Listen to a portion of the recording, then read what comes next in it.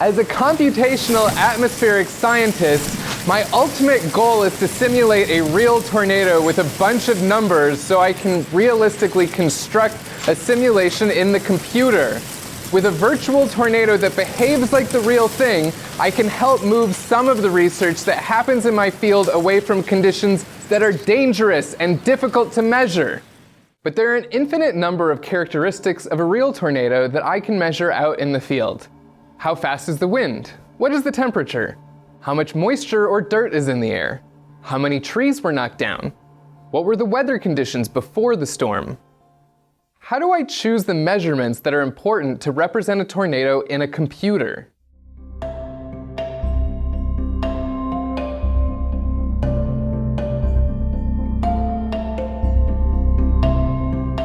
When trying to understand scientific events on a computer, scientists study data that falls into three categories: statistical data, observational data, and simulation data. Statistical data are best at representing scientific events that are fairly consistent and too large to measure or store on a computer. Examples of this include things like the composition of star types in the universe, or the types of atoms in a drop of water.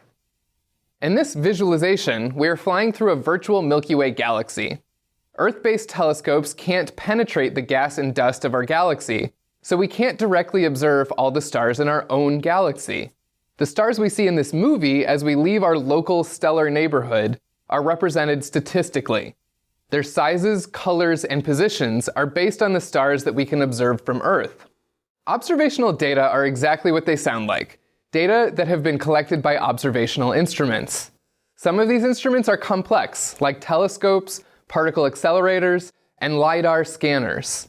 Some of these instruments are more familiar though, and they include things like cameras, microphones, and even our own eyes and ears. This visualization over the surface of Venus was generated from radar data observed by the Magellan satellite that was orbiting the planet. This dataset was simply stored as an image file where the pixels of the image corresponded to locations on the planet's surface. Simulation data is the type of data we get from building a virtual laboratory in the computer, trying to capture the dynamics of a physical process as completely as possible. This is how we might go about creating a tornado in the computer. Scientists also refer to this process as building a computational model of a tornado. Simulation data is particularly rich for 3D visualization. This type of data can be found for many different fields, from biology to geology to astronomy. A numerical simulation might try to approximate how atoms and molecules interact with each other, or how clouds move with the wind, or how gravity affects massive clouds of stars and interstellar dust. These computational models exist across many different scales of space and time. And they format their data output in lots of innovative ways to translate highly abstract ideas into the mathematical engine of a computer. Perhaps the most tangible of these formats is the one we've already discussed: surfaces. We've seen how you can collect data that represents a teapot, but surfaces made of connected triangles can represent any physical object with a hard surface, like stone artifacts, or they can represent the boundaries of a probabilistic event. In this molecular dataset, we aren't seeing individual atoms, but rather an average of the atoms' locations over time. For datasets formatted as surfaces, sometimes the shape itself directly addresses the scientist's questions. However, frequently, the scientist needs more information than just the shape, and so they will store that information on the vertices.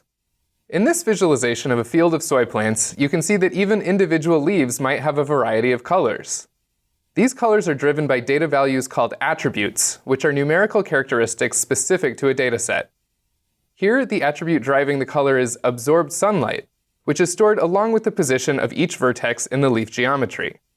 It bears mentioning that the common OBJ data format has a very limited ability to store values on vertices like I'm describing.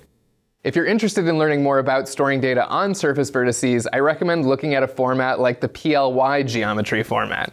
Another data format that you will be familiar with is image data.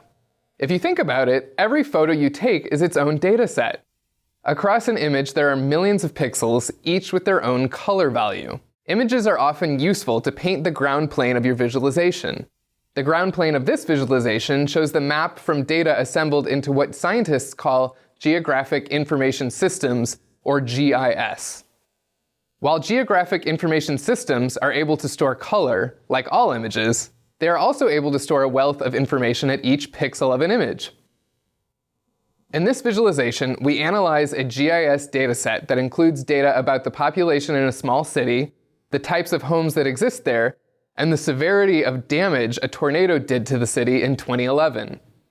You can think of the width and height of an image as just a massive 2D spreadsheet, where each pixel is a cell in the spreadsheet.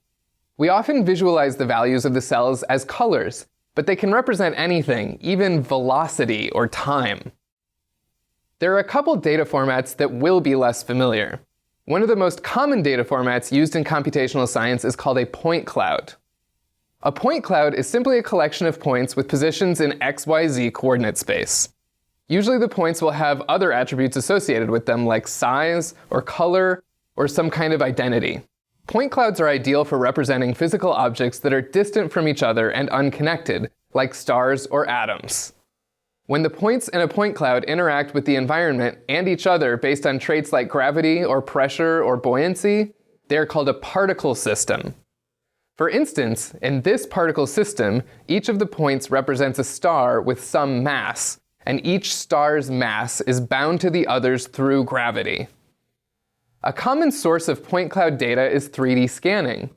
Techniques like laser scanning and photogrammetry collect data from solid objects as dense point clouds rather than as connected surface geometry. A point cloud can be used to generate a surface if you can generate information on which points connect to each other. This is also the reason that we don't call it a vertex cloud. A point is only considered to be a vertex if it is describing a surface. Sometimes the most important thing about a point cloud is how the points are related to each other. This visualization of a planet collision was created from point cloud data. The points represent parcels of matter that are continuously changing from solids to liquids to gases and back.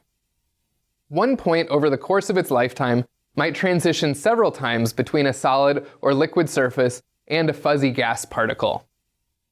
There's another data format that is focused more on how parcels of matter influence each other in 3D space. A volume is a three-dimensional grid that stores values inside well-defined boundaries, like this square glass vase. These boundaries don't always encompass the entire object. For instance, a tornado volume might clip off the edges of the storm cloud from which it forms. Volumes are represented by evenly dividing the space inside the boundaries into cells.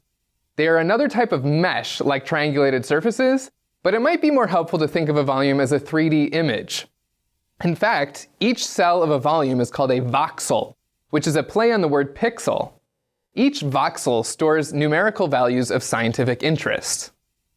While point clouds are great for representing the individual particles of matter in a gas cloud, volumes are better at representing the statistical probability of a particulate across that gas cloud.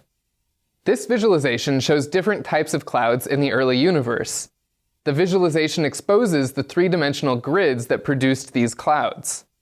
Often, volume voxels contain more than one value, in the same way that the image data we discussed can have color, population, and damage values stored in a pixel. Here, we see many overlapping types of cloud.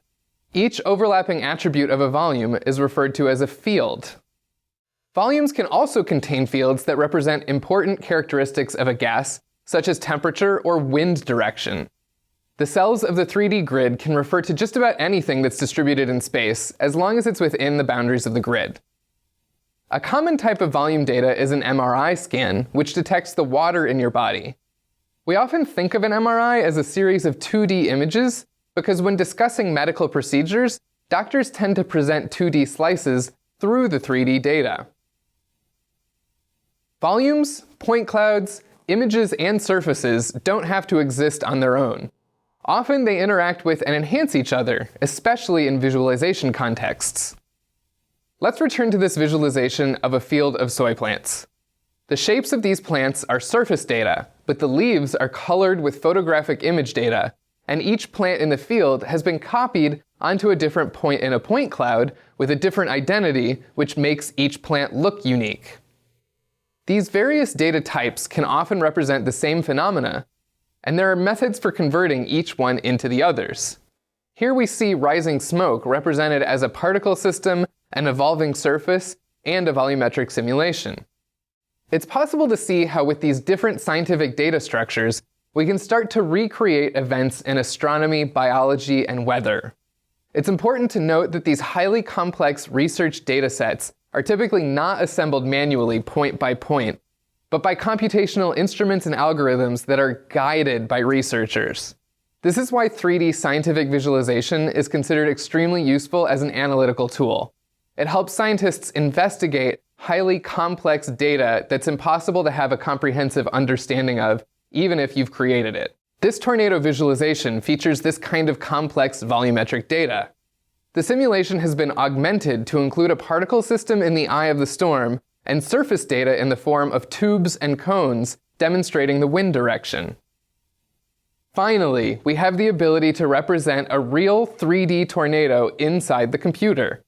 This virtual experimentation can be faster, safer, and more flexible than field experiments, and it can be the source of some rich data for visualization.